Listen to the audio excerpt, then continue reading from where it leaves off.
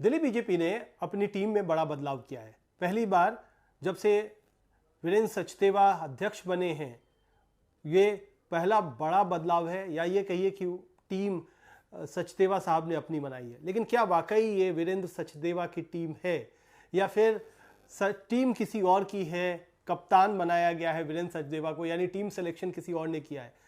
तो अगर हम अंदर की बात करें तो साफ तौर पर दिखाई देता है कि आने वाली चुनौती 2024 के लोकसभा चुनाव है और उसके बाद 2025 का दिल्ली विधानसभा चुनाव है। तो ऐसे में एक बड़ी मजबूत टीम की जरूरत थी। लेकिन इस टीम में क्या शामिल किया गया, किनको शामिल किया गया, क्यों शामिल किया गया, ये सवाल सबके जहन में है।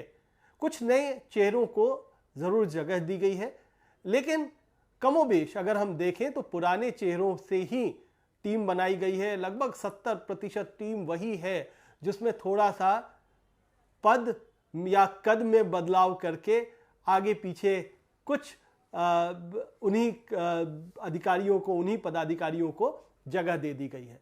अब दो तीन चीजें मुख्य हैं। एक तो दिल्ली बीजेपी में सबसे प्रमुख होता है जो अध्यक्ष होते हैं, वो तो होते ही हैं, साथ ही साथ संगठन मंत्री होते हैं। संगठन मंत्री भी अभी महज कुछ महीने पहले ही उन्होंने कार्यभार संभाला है। पवन राणा हैं, उन्होंने कुछ शुरुआत भी की है, जैसे बूथ स्तर पर पार्टी को मजबूत करने की शुरुआत उन्होंने की है।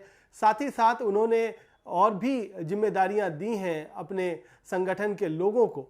लेकिन क्या वाकई जैसे कि रात्रि आपका विश्राम कहीं किसी कार्यकर्ता के घर में हो या कहीं पर हो, ये तमाम चीजें तैयारी की तरफ ले जाती हैं। लेकिन कुछ चीजें जो हैं वो ये लगता है कि क्या ये जो नए संगठन मंत्री है, ये क्या उनकी टीम है या नए अध्यक्ष वीरेंद्र सचदेवा की टीम है 2024-2025 के लिए बनाई गई है?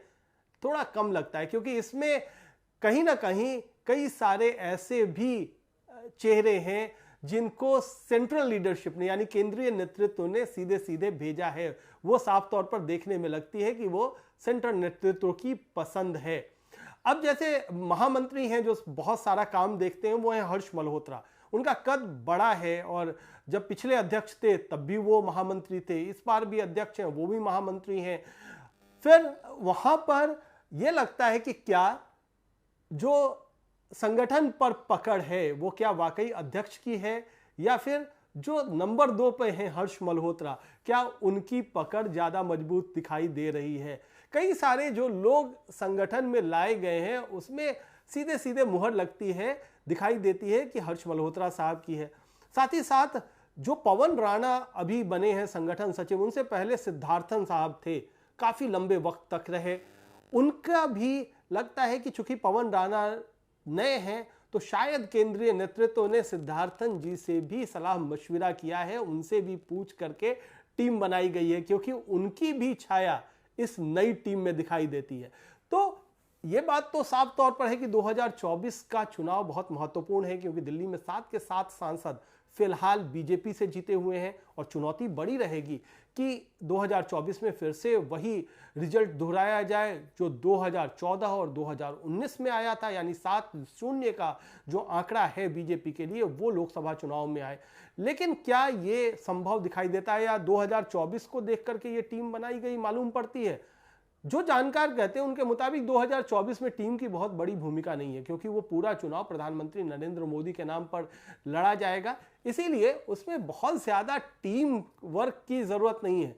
तो टीम वर्क कहां काम आएगा? टीम वर्क काम आएगा 2025 के चुनाव में, जो जहां पर बीजेपी का मुकाबला आम आदमी पार्टी से होगा, जो 2 बार बंपर जीत हासिल कर चुकी है दिल्ली में, और कांग्रेस भी अगर किसी तरीके से आगे बढ़ती है तो कांग्रेस से भी मुकाबला होगा। तो ये कहा जा रहा है कि ये 2025 की तैयारी है। लेकिन इसके साथ साथ मैं कुछ चीजें ये भी बता दूं कि जो नई टीम में हमें दिखाई पड़ रहे हैं जो लोग, उनके कौन कौन से लोग हैं, कैसे आए हैं, उनमें क्या खामियां हैं, उनमें क्या खूबियां हैं, उसका भी मैं आकलन करते चलता हूं।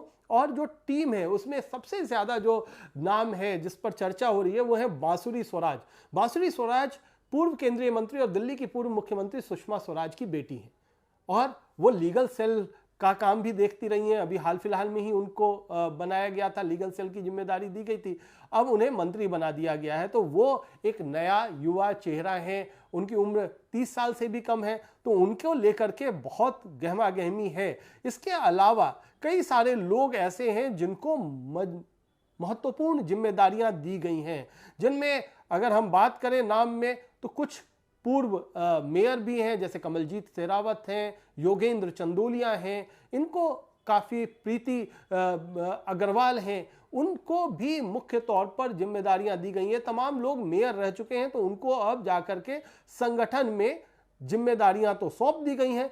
शिखा राय जो कि अभी कुछ दिन पहले मेयर का चुनाव लड़ी थी, हालांकि उन्होंने आखिरी समय में जाकर के अपना नाम विड्रॉ कर लिया था, लेकिन उनको भी दिया गया है।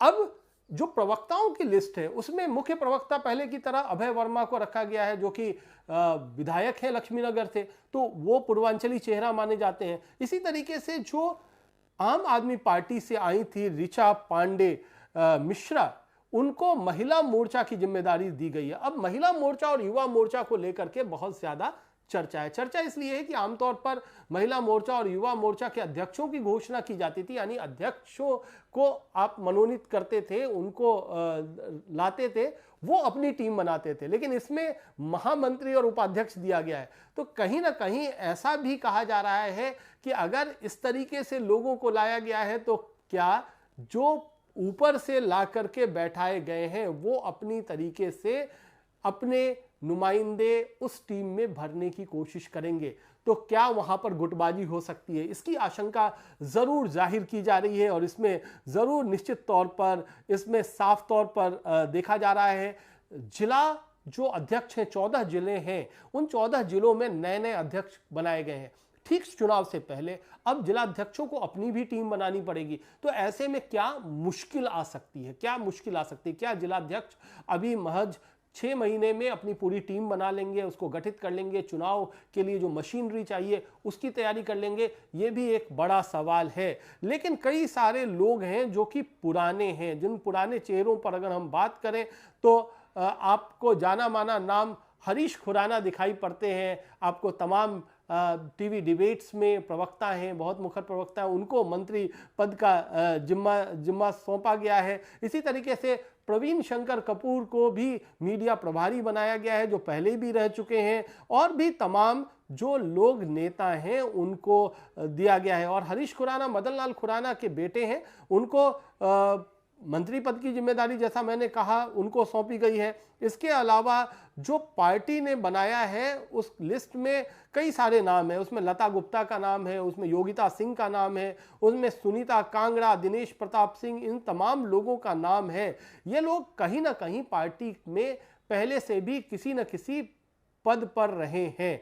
तो क्या ये सिर्फ नए चोले में पुरानी टीम को ही नई टीम बना करके लाया गया है, ये भी लोग जरूर पूछ रहे हैं। विनोद सहरावत को किसान मोर्चा की जिम्मेदारी दी गई है, पूर्वांचल मोर्चा की जिम्मेदारी नीरज तिवारी को दी गई है। इसके अलावा कई और भी लोग हैं, इसमें कई लोगों का कहना है कि कुछ न हद तक, जैसे कि मैंने बताया कि बांसुरी स्वराज को मंत्री बनाया गया है, इसी तरीके से एक पूर्व विधायक हैं शाहदरा से शंटी, उनके भी बेटे को जगह दी गई है। तो इस तरीके से कई सारी जगहों पर यह दिखाया जा रहा है। साथ ही पहले एक बड़े कद्दावर नेता हुआ करते थे बीजेपी के, मांगे राम गर्ग, उनके बेटे को भी कोषाध्यक्ष बनाया गया है। तो इस तरीके से ये भी बात हो रही है कि जो बीजेपी लगातार इस बात का विरोध करती रही है कि नेता पुत्रों को महत्वपूर्ण या पुत्र पुत्रियों को महत्वपूर्ण जिम्मेदारी नहीं देनी चाहिए, क्या इस टीम में उसकी भी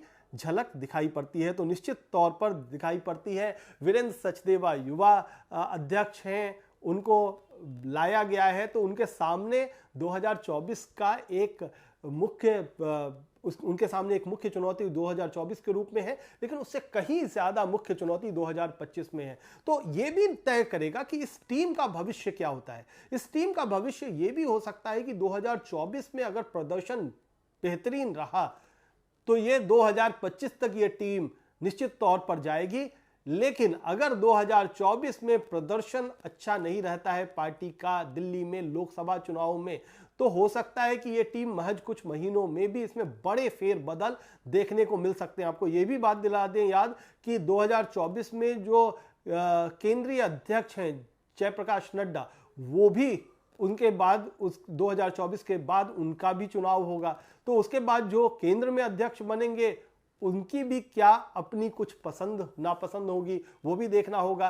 तो 2025 की लड़ाई बड़ी है, इसीलिए ये 2024 से पहले टीम बनाई गई है। ये एक तरीके से कहा जा सकता है कि पुराने लोगों को थोड़ा सा अदल बदल करके जिम्मेदारियां सौंपी गई हैं, उनका परफॉर्मेंस टटोला जा रहा है, उनको 2024 के बाद 2025 तक कंटिन्यू किया जाना है नहीं किया जाना है, ये तमाम चीजें 2024 के परफॉर्मेंस पर भी निर्भर करेगा।